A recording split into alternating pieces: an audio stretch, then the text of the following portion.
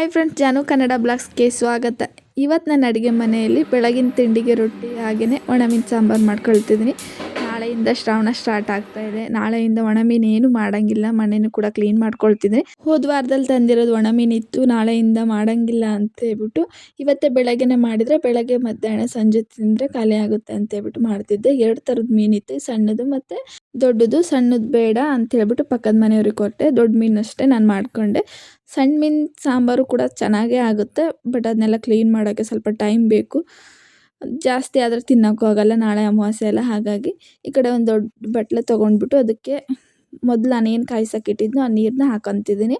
ಚೆನ್ನಾಗಿ ನೀರು ಕುದೀತಿರಬೇಕು. ಆ ನೀರು ಹಾಕ್ಕೊಂಡು ಇವಾಗ ಒಂದೊಂದೇ ಮೀನು ಹಾಕ್ಕೊಂಡ್ರೆ ಒಂದು 5 ರಿಂದ 10 ನಿಮಿಷ ಅದೇ ಬಿಸಿನೀರಲ್ಲಿದ್ದರೆ ಅದರಲ್ಲಿರೋ ಕೊಳೆ ಪೂರ್ತಿಯಾಗಿ ಬಿಟ್ಕೊಂಡಿರುತ್ತೆ. ಆನಂತರ ಒಂದು 2-3 ಬಾರಿ ಕ್ಲೀನಾಗಿ ವಾಶ್ ಮಾಡಿಕೊಂಡು ಸಾಂಬಾರು ಮಾಡಿಕೊಂಡ್ರೆ ತುಂಬ ಚೆನ್ನಾಗಾಗುತ್ತೆ ಒಣಮೀನು ಸಾಂಬಾರು ಕೂಡ. ಇಲ್ಲಿ ಪೂರ್ತಿ ಮೀನು ನಾನು ಮಾಡ್ಕೊತಿದ್ದೀನಿ. ಇಷ್ಟೇನು ಬೇಕಾಗೋದಿಲ್ಲ ನಮ್ಮಿಬ್ಬರಿಗೆ, ಆದರೆ ಹಾಳಾಗಿಬಿಡುತ್ತಲ್ಲ, ನಾಳೆಯಿಂದ ತಿನ್ನೋಂಗಿಲ್ಲ ಅಂತೇಳ್ಬಿಟ್ಟು ಬೆಳಗ್ಗೆಯಿಂದನೇ ತಿನ್ಕೊಳ್ಳೋಣ ಅಂತೇಳ್ಬಿಟ್ಟು ಮಾಡಿದ್ದೀನಿ. ಒಂದು 5 ರಿಂದ 10 ನಿಮಿಷ ಕೊಳೆ ಬಿಟ್ಕೊಳ್ಳಿ ಅಂತೇಳ್ಬಿಟ್ಟು ಒಣಮೀನು ಸೈಡಿಗಿಟ್ಟು ನಾನು ಕಟ್ಟೆನೂ ಕೂಡ ಕ್ಲೀನ್ ಮಾಡ್ಕೊತಿದ್ದೀನಿ. ಅದ್ರ ಒಟ್ಟಿಗೆ ನಿನ್ನೆ ಜೋಳ ತಂದಿದ್ದರು, ಅದನ್ನು ಕೂಡ ಬೇಯಿಸ್ಕೋಬೇಕಾಗಿತ್ತು. ನಿನ್ನೆ ಬೇಯಿಸಲಿಲ್ಲ, ಬೆಳಗ್ಗೆನೇ ಬೇಯಿಸಿಡು ಅಂತ ಹೇಳಿದರು. ಹಾಗಾಗಿ ಅದನ್ನು ಕೂಡ ಸುಲ್ಕೊಂಡು 6 ತಂದಿದ್ವಿ, ಅದರಲ್ಲಿ 3 ಅಷ್ಟೇ ಬೇಯಿಸ್ಕೊತಿದ್ದೀನಿ. ಸಂಜೆ ಬೇಕಿದ್ರೆ ಒಂದು 3 ಬೇಯಿಸ್ಕೊಳ್ಳೋಣ ಅಂತೇಳ್ಬಿಟ್ಟು. ಜೋಳ ತಿನ್ನೋದೇನೇ ಬೆಸ್ಟು, ಈ ಸಿಪ್ಪೆ ಹಾಕ್ಕೊಳ್ಳೋದೇ ಕಷ್ಟ. ನಮ್ಮ ಮನೆ ಹತ್ರ ಕಸದ ಗಾಡಿ 2 ದಿನಕ್ಕೊಮ್ಮೆ 3 ದಿನಕ್ಕೊಮ್ಮೆ ಬರುತ್ತೆ. ಪೂರ್ತಿಯಾಗಿ ಕಸದ ಬಕೆಟಲ್ಲಿ ಹಾಗೆ ಇಟ್ಕೊಂಡ್ರೆ ತುಂಬ ಹೋಗ್ಬಿಡುತ್ತೆ. ಒಂದು ಪ್ಲಾಸ್ಟಿಕ್ ಕವರಿಗೆ ಹಾಕಿ ನೀಟಾಗಿ ಮಡ್ಚಿಟ್ಕೊಂಡ್ರೆ 2 ದಿನಕ್ಕೊಂದು ಸತಿ ಬರುತ್ತಲ್ಲ, ಹಾಕೋಕೆ ಈಸಿ ಆಗುತ್ತೆ. ಕುಕ್ಕರ್ ಇಟ್ಕೊಂಡು 3 ತೆನೆನಷ್ಟೇ ನಾನು ಬೇಯಿಸ್ಕೊತಾ ಇದ್ದೀನಿ. ಸ್ವಲ್ಪ ಉಪ್ಪು ಹಾಕಿ 1 ವಿಸಿಲು ಇಲ್ಲ 2 ವಿಸಿಲ್ ತೆಗೆಸ್ಕೊಂಡ್ರೆ ಆಯಿತು. ಇದೇನು ಜಾಸ್ತಿ ಬೇಯಿಸ್ಕೋಬೇಕಂತ ಇಲ್ಲ. ಈ ಕಡೆ ಸಾಂಬಾರು ಕೂಡ ಹೆಚ್ಚಿ ರೆಡಿ ಮಾಡಿಕೊಂಡೆ. ಅಷ್ಟೊತ್ತಿಗೆ ಜೋಳ ಕೂಡ ಬೆಂದಿತ್ತು. ನನ್ನ ಮಗಳಿಗೆ ಒಂದು ತಿನ್ನೋಕೆ ಕೊಟ್ಟು ನನಗೂ ಕೂಡ ತಿನ್ನಬೇಕು ಅನ್ನಿಸ್ತಿತ್ತು. ಸಾಂಬಾರು ಮಾಡಿ ತಿನ್ನೋಣ ಅಂತೇಳ್ಬಿಟ್ಟು ಇಟ್ಟೆ. ಸಾಂಬಾರು ಮಾಡೋಕೆ ನಾನಿವಾಗ 3/4 ತೆಂಗಿನಕಾಯಿ ತುರಿದು ತೊಗೊಂಡಿದ್ದೀನಿ, 1 ಟೊಮೆಟೊ ಹಣ್ಣು, 2 ಈರುಳ್ಳಿ, 1/4 ಟೀ ಸ್ಪೂನಷ್ಟು ಜೀರಿಗೆ, 1/4 ಟೀ ಸ್ಪೂನಷ್ಟು ಮೆಂತ್ಯಕಾಳು, 1 ಬೆಳ್ಳುಳ್ಳಿ ಗಡ್ಡೆ, ಚಿಟಿಗೆ ಅರಿಶಿನ, 1 ಮುಷ್ಟಿಯಷ್ಟು ಹುಣಸಿನ ಹಣ್ಣು ನೆನೆಸಿಟ್ಕೊಂಡಿದ್ದೀನಿ. ಹುಣಸಿನ ಹಣ್ಣು ಜಾಸ್ತಿ ಹಾಕಿದರೆ ಒಣಮೀನು ಸಾಂಬಾರು ಟೇಸ್ಟ್ ಆಗೋದು, ಚೆನ್ನಾಗಿ ಬರುತ್ತೆ. 1/4 ತೆಂಗಿನಕಾಯಿ ತೊಗೊಂಡಿದ್ದೀನಿ, ಅಂದರೆ ಬೆಳಗ್ಗೆ ಮಧ್ಯಾಹ್ನ ಸಂಜೆ 3 ಹೊತ್ತು ಬೇಕಲ್ಲ, ಹಾಗಾಗಿ ಸರಿ ಹೋಗುತ್ತೆ ಅಂತೇಳ್ಬಿಟ್ಟು. ಈ ಕಡೆ ಒಂದು ಬಾಣಲೆ ಇಟ್ಕೊಂಡು ಎಣ್ಣೆ ಹಾಕ್ಕೊಂಡು ನಾನೇನು ಪ್ಲೇಟ್ನಲ್ಲಿ ಇಟ್ಕೊಂಡಿದ್ನಲ್ಲ ಪ್ರತಿಯೊಂದು ಹುರ್ಕೊತಿದ್ದೀನಿ. ಅಷ್ಟರಲ್ಲಿ ಸ್ಕೂಲಿಗೆ ಕೂಡ ಟೈಮ್ ಆಗಿತ್ತು, ಬೇಗ ಬೇಗ ರೊಟ್ಟಿ ಮಾಡ್ಕೋಬೇಕು ಅಂತೇಳ್ಬಿಟ್ಟು ಒಂದು ಕಡೆ ನೀರು ಕೂಡ ಬಿಸಿ ಮಾಡೋಕ್ಕೆ ಇಟ್ಟಿದ್ದೆ. ನೀರು ಕೂಡ ಕುದೀತಿತ್ತು. ಕುದಿಯೋ ನೀರು ತೊಗೊಂಡು ಹಿಟ್ಟಿಗೆ ಹಾಕಿ ಹಿಟ್ಟನ್ನ ಸರಿಯಾಗಿ ಕಲಿಸ್ಕೋಬೇಕು. ಹಿಟ್ಟು ಚೆನ್ನಾಗಾದರೆ ಮಾತ್ರ ರೊಟ್ಟಿಗೆ ಚೆನ್ನಾಗಿ ಬರುತ್ತೆ. ಕುದಿಯೋ ನೀರು ಹಾಕಿ ಹಿಟ್ಟನ್ನ ಚೆನ್ನಾಗಿ ಕಲಿಸ್ಬೇಕು. ಹಿಟ್ಟನ್ನು ಕೂಡ ಕಲಸಿಟ್ಟು ಕಟ್ಟೆನೂ ಕೂಡ ಒಮ್ಮೆ ಒರೆಸ್ಕೊಂಡು ಮಿಕ್ಸಿ ಮಾಡ್ಕೊಂಡು ಬಿಡೋಣ.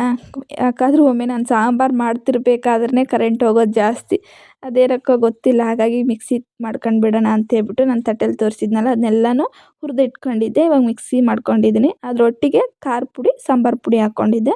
ಮತ್ತು ಒಂದು ಪಾತ್ರೆ ಇಟ್ಕೊಂಡು ಇಲ್ಲೂ ಕೂಡ ಸ್ವಲ್ಪ ಎಣ್ಣೆ ಹಾಕಿ 1 ಟೀ ಸ್ಪೂನಷ್ಟು ಖಾರದ ಪುಡಿ ಹಾಕಿ ಮಿಕ್ಸಿ ಮಾಡ್ಕೊಂಬಂದಿರೋ ಮಸಾಲೆನೂ ಕೂಡ ಇದಕ್ಕೆ ಸೇರಿಸಿ 1 ನಿಮಿಷ ಎಣ್ಣೆಲೇ ಕುದಿಯೋಕ್ಕೆ ಬಿಡ್ತೀನಿ. ನೀರು ಹಾಕೋದಿಲ್ಲ, ಅಂದರೆ ಏನಾದರೂ ಅದರಲ್ಲಿ ಹಸಿ ವಾಸನೆ ಇದ್ದರೆ ಹೋಗುತ್ತೆ ಅಂತ ಅಷ್ಟೇ. ನಾನು ಯಾವಾಗಲೂ ಜಾಸ್ತಿ ನಾನ್ ವೆಜ್ ಸಾಂಬಾರನ್ನೆಲ್ಲ ಇದೇ ರೀತಿ ಮಾಡ್ತೀನಿ. ಎಣ್ಣೆ ಕಾಯಕ್ಕಿಟ್ಟು 1 ಟೀ ಸ್ಪೂನಷ್ಟು ಖಾರದ ಪುಡಿ ಹಾಕಿ ಅದ್ರ ಮೇಲೆ ಮಸಾಲೆ ಹಾಕ್ತೀನಿ. ಅಂದರೆ ನೋಡೋಕೆ ಸಾಂಬಾರು ತುಂಬ ಚೆನ್ನಾಗಿ ಕಾಣಿಸುತ್ತೆ. ನಾವೇನು ಖಾರದ ಪುಡಿ ಹಾಕಿರ್ತೀವಲ್ಲ ಅದೆಲ್ಲ ಮೇಲ್ಗಡೆ ತೇಲ್ಕೊಂಡು ಚೆಂದ ಕಾಣಿಸ್ತಿರುತ್ತೆ ಸಾಂಬಾರು. ನಾನಿವಾಗ ಇದಕ್ಕೆ ನೀರು ಸೇರಿಸಿಲ್ಲ, ಇನ್ನೂ ಕೂಡ ಮಸಾಲೆ ಅಷ್ಟೇ ಒಂದು ಕುದಿ ಬರೋವರೆಗೂ ಬಿಟ್ಕೊಂಡಿದ್ದೀನಿ. ಇವಾಗ 1 ಗ್ಲಾಸಷ್ಟು ಹುಳಿ ಸೇರಿಸ್ಕೊತಾ ಇದ್ದೀನಿ. ಮೀನು ಸಾಂಬಾರು, ಒಣ ಮೀನು ಸಾಂಬಾರಿಗೆಲ್ಲ ಹುಳಿನೇ ತುಂಬ ಇಂಪಾರ್ಟೆಂಟ್ ಆಗುತ್ತೆ. ಹುಳಿ ಇಲ್ಲ ಅಂದರೆ ಅದು ಮೀನು ಸಾಂಬಾರು ಥರನೇ ಅನಿಸೋದಿಲ್ಲ. ಇವಾಗ ಎಷ್ಟು ಬೇಕಷ್ಟು ನೀರು ಸೇರಿಸಿ ಉಪ್ಪು ಸೇರಿಸಿ ಚೆನ್ನಾಗಿ ಒಂದು ಮಿಕ್ಸ್ ಕೊಟ್ಕೊಂಡ್ರೆ ಕುದೀತಿರುತ್ತೆ. ಸಾಂಬಾರು ಕುದಿಯೋದ್ರೊಳಗೆ ರೊಟ್ಟಿನೂ ಕೂಡ ಮಾಡ್ಕೊಳ್ಳೋಣ ಅಂತೇಳ್ಬಿಟ್ಟು ಹಿಟ್ಟು ರೆಡಿ ಮಾಡ್ಕೊಳ್ತಿದ್ದೀನಿ.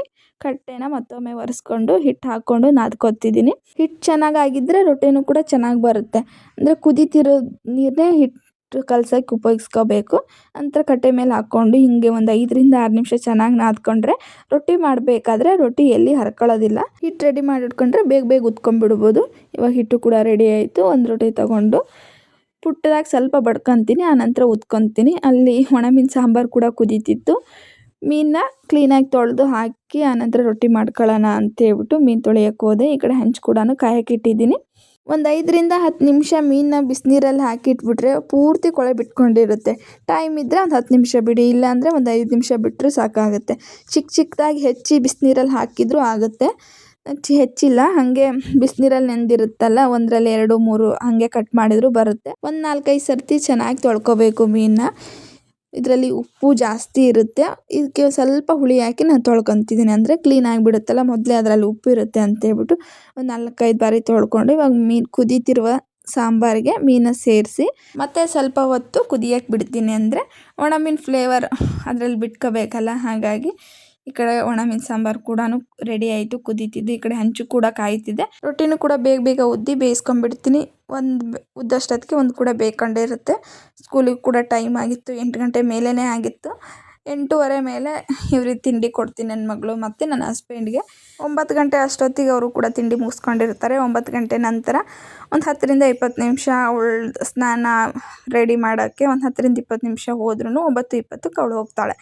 ಇಲ್ಲಿ ನೋಡಿ, ಹಿಟ್ಟು ಚೆನ್ನಾಗಾದರೆ ನಾವು ಹೆಂಗೆ ಮಾಡಿದ್ರು ಕೂಡ ರೊಟ್ಟಿ ಹರ್ಕೊಳ್ಳೋದಿಲ್ಲ. ಹಿಟ್ಟು ನಾವು ಹೇಗೆ ಮಾಡ್ಕೊಳ್ತೀವಿ ರೊಟ್ಟಿ ಹಾಗೆ ಬರುತ್ತೆ.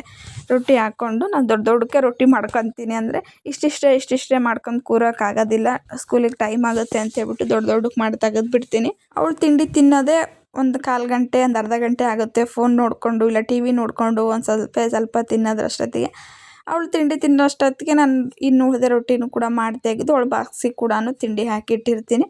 ಅವಳು ಒಣ ಮೀನು ಸಾಂಬಾರು ತಿನ್ನಲ್ಲ, ಹಾಗೆಯೇ ಸ್ಕೂಲಿಗೆ ಕೊಡಬಾರ್ದು ಅಂತ ಹೇಳ್ಬಿಟ್ಟು ಸೌತೆಕಾಯಿ ಪಲ್ಯ ಮಾಡಿದ್ದೆ. ತರಕಾರಿ ಏನೂ ಇಡೋಂಗಿಲ್ಲ ಅವಳಿಗೆ, ತಿನ್ನೋಕೆ ಸಾಂಬಾರು ಥರದ್ದಷ್ಟೇ ಇಡಬೇಕು. ಸೌತೆಕಾಯಿ ಪಲ್ಯದ ರಸ ಇಟ್ಟು ಅದರೊಟ್ಟಿಗೆ ಒಂದು ರೊಟ್ಟಿ ಇಟ್ಟು, ಬೆಳಗ್ಗೆ ಜೋಳ ಬೇಯಿಸಿದ್ದೆ, ಅದರಲ್ಲೇ ಒಂದು ಅರ್ಧ ಜೋಳ ಬೇಯಿಸಿ ಸ್ನ್ಯಾಕ್ಸಿಗೆ ಒಂದು ಜೋಳ ಇಟ್ಟು, ಮತ್ತು ಟಿಫಿನ್ ಬ್ಯಾಗ್ ನಿನ್ನೆ ಸಾಂಬಾರು ಫುಲ್ತಿ ಚೆಲ್ಕೊಂಡು ಗಲೀಜು ಮಾಡ್ಕೊಂಡ್ಬಂದಿದ್ಲು, ಅದನ್ನು ಕೂಡ ತೊಳೆದು ಹಾಕಿದ್ದೆ. ಬೆಳಗ್ಗೆ ಅಷ್ಟೊತ್ತಿಗೆ ಆರಿತ್ತು.